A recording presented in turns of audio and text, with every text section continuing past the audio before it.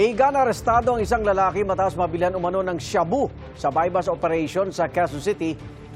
Tinanggi ng suspect na nagbebenta siya ng droga.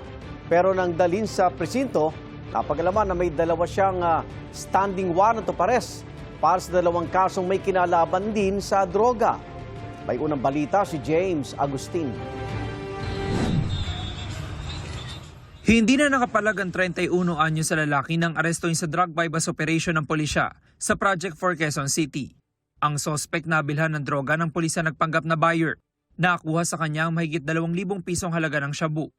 Ang area of operation nitong ating nahuli ay area of Cubao at saka sa Project 4. Nagbabagsak po siya sa iba't ibang barangay po dito sa area namin sa Project 4. Ang kanyang mga parokyano, kadalasan ng kanyang mga binabagsakan ay yung mga kabataan. Pagdating sa police station, nadiskubre na may 2 arrest warrant siya na inisyu ng korte sa Tabaco Albay noong Pebrero 2025. Kaya agad na isinilbi ito ng mga operatiba. May kaugnayan ng mga kaso sa paglabag sa Comprehensive Dangerous Drugs Act. Tinignan din natin yung mga previous records niya. Doon natin napag-alaman na meron palang existing warrant itong ating nahuli. Tingin po namin na lumipat siya para maiwasan niya na yung kaso niya doon sa pinanggalingan niya sa Albay. Itinanggi ng sospek na nagbebenta siya ng shabu. Di naman po yung totoo, sir. May nakontrol, sir? Wala po. Kaugnay naman sa isinilbing 2 arrest warrant sa kanya.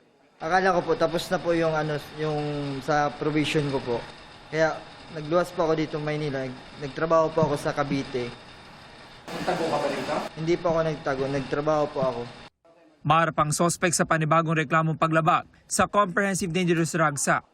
Para sa kanyang 2 arrest warrant, hinihintay na lang ang commitment order mula sa korte. Ito ang unang balita. James Agustin, GMA News.